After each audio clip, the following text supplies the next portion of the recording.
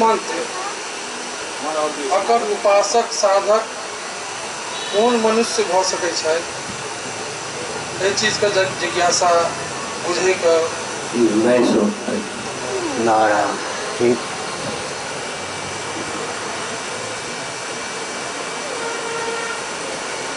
वेद माता के रूप में गायत्री की प्रसिद्धि है। ऋक, यजु, साम और अथर्व के 4 वेद होते हैं। उनका सन्निवेश गायत्री मंत्र में हो जाता है। गायत्री मंत्र का भी तात्पर्य तत्वमसि आदि महावाक्यों के माध्यम से अभिव्यक्त होता है। तत्वमसि आदि महावाक्यों का भी तात्पर्य एकाक्षर ब्रह्म प्रणव या ओंकार में सन्निहित है। शास्त्रीय विधा के अनुसार ब्राह्मण, क्षत्रिय, वैश्य कुल में समुत्पन्न पुरुष जिनका विधिवत परंपरा प्राप्त विधा से समय पर यज्ञों पवित हो चुका है और वे शिखा संपन्न भी हैं, संध्या वंदन विधिवत करते हैं, वे गायत्री मंत्र के जप में अधिकृत हैं। माइक आदि के माध्यम से इस मंत्र का उच्चारण विस्फोटक हो जाता है, क्योंकि मंत्र में अणु से भी अधिक क्षमता है। जो परंपरा प्राप्त वर्णाश्रमोचित विधा से यज्ञों पवित्र संपन्न नहीं है, वे भी गायत्री मंत्र के जप से प्राप्त होने वाले फल से वंचित नहीं किए जा सकते, क्योंकि सनातन धर्म में फल चौर्य नहीं है। श्रीमद् भगवद गीता के 18वें अध्याय के आधार पर स्वे स्वे कर्मण्यभिरता संसिद्धिम लभते नरः स्वकर्मणा तमभ्यर्च्य सिद्धिम विन्दति मानवः। 9वें अध्याय के आधार पर कहें तो तेपि यान्ति पराम गतिम। किसी भी वर्ण या आश्रम में व्यक्ति क्यों न हो, भले ही वह ब्राह्मण, क्षत्रिय, वैश्य न हो, फिर भी फल से उसे वंचित नहीं किया जा सकता। अतः क्लीम, ह्रीम, ऐं ये सब जो बीज मंत्र हैं, इनके सहित अपने अधिकार की सीमा में जो मंत्र दीक्षा के माध्यम से प्राप्त होते हैं, उनके जप से भी समान फल की प्राप्ति होती है। सबसे सुगम साधन है या मिथिला है। श्री रामचरितमानस में तुलसीदास जी ने भगवती सीता की वंदना की है, वो गायत्री के रूप में ही है। जनक सुता जग जननी जानकी, अतिशय प्रिय करुणा निधान की, ताके जुगपद कमल मनाओ, जासु कृपा निर्मल मति पाओ। भगवती सीता की यहाँ पर आराधना गायत्री के रूप में तुलसीदास जी ने की, और जो फल है जासु कृपा निर्मल मति पाओ, वो गायत्री मंत्र के फल को ही अभिव्यक्त करने वाला है। ये जो रामचरितमानस का कथन है, पंक्ति है, देवी सीता की वंदना है, इसमें तो सब अधिकृत हैं। हमने संकेत में बताया मंत्रों के साथ खिलवाड़ नहीं करना चाहिए। साथ ही साथ यज्ञों पवित्र की भी एक अवधि मानी गई है। सामान्य नियम यह है कि 8 से 16 वर्ष की आयु तक ब्राह्मण बालक का यज्ञोपवीत हो जाना चाहिए। ब्राह्मण कुल में समुत्पन्न व्यक्ति पुरुष 8 से 16 वर्ष की आयु की सीमा में यज्ञोपवीत विधिवत धारण करे।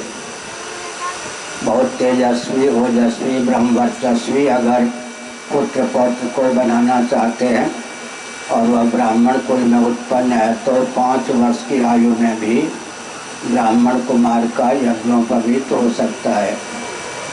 11 से 22 की अवधि में क्षत्रिय कुल में समुत्पन्न व्यक्ति का यज्ञोपवीत हो जाना चाहिए। 12 से 24 वर्ष की अवधि में वैश्य कुल में समुत्पन्न व्यक्ति का यज्ञोपवीत हो जाना चाहिए। ब्राह्मण क्षत्रिय वैश्य पति के साथ जो विधिवत पाणिग्रहीता देवी हैं उनका विवाह संस्कार ही यज्ञोपवीत हो जाता है, इसलिए पृथक से उन्हें यज्ञोपवीत धारण नहीं करना चाहिए।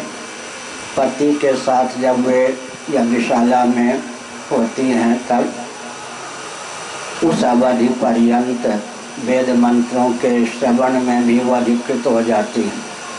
कुछ ऐसे भी श्रौत याग में मंत्र हैं जिसका उच्चारण देवी ही कर सकती है, यजमान की पत्नी ही। तो तत्त मंत्र में विधि बलात् वो अधिकृत भी मानी जाती हैं। और आजकल आस्तिकता के नाम पर बहुत बवंडर चल रहा है। मंत्र में आस्था है, मंत्र के फल में भी आस्था है, लेकिन विधि निषेध में आस्था नहीं है। इसलिए मंत्र के माध्यम से विस्फोट हो जाता है। मंत्र के मारे हुए लाखों व्यक्ति घूम रहे हैं। मूर्ति पूजा में आस्था है, उसके फल में भी आस्था है, लेकिन विधि निषेध में आस्था नहीं है। क्योंकि भारत में जब से सेकुलर विधा से संविधान की संरचना हुई तब से एक उन्मादपूर्ण भावना का उद्रेक हुआ है हिंदुओं के हृदय में कि सब में सबका अधिकार। यद्यपि कम्युनिस्टों के शासनकाल में भी सब में सबका अधिकार संभव ही नहीं है, व्यावहारिक नहीं है। रूस के राष्ट्रपति, चीन के राष्ट्रपति का जो अधिकार है वो सामान्य व्यक्ति का नहीं। फिर भी लोगों की धारणा हो गई है, आधुनिक संविधान के जितने पक्षधर देहात्मवादी हैं, कि सब में सबका अधिकार।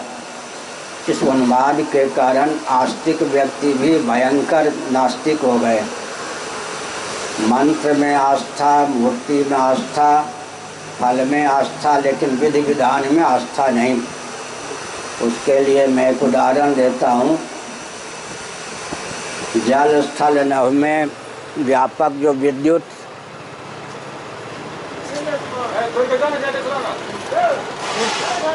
जल स्थल नभ में जो व्यापक विद्युत, उसको वैज्ञानिकों ने देखा तो नहीं, लेकिन बादल या मेघमंडल के माध्यम से उसे व्यक्त होते हुए देखा। तब उनकी दृष्टि गई कि बादल या मेघमंडल के माध्यम से जो बिजली प्रकट होती है वो क्षणिक होती है। संस्कृत में विद्युत को चपला कहा गया, चंचल होती है। लेकिन बादल में विद्युत को व्यक्त करने की क्षमता है।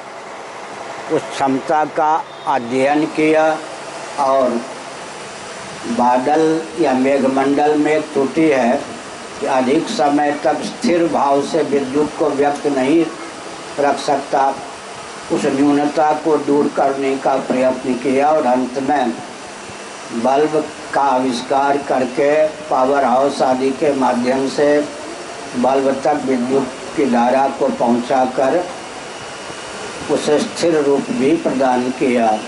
तो विद्युत के जो विशेषज्ञ हैं, गुड कंडक्ट, बैड कंडक्ट आदि की विधा को ठीक से समझने वाले हैं, उन्होंने राग, द्वेष, कोरी, भावुकता या विवेक के वशीभूत होकर नहीं, अपितु प्रयोक्ता लाभान्वित हों और हानि से बच सकें, इस भावना से भावित होकर जो विद्युत संबंधी विधि निषेध की संहिता तैयार की है उसका अनुपालन करना ही चाहिए,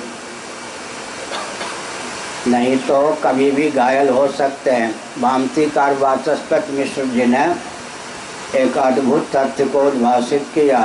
विधिषु विधियों में श्राद्ध अधिकृत है। श्राद्ध का अर्थ होता है श्रद्धालु।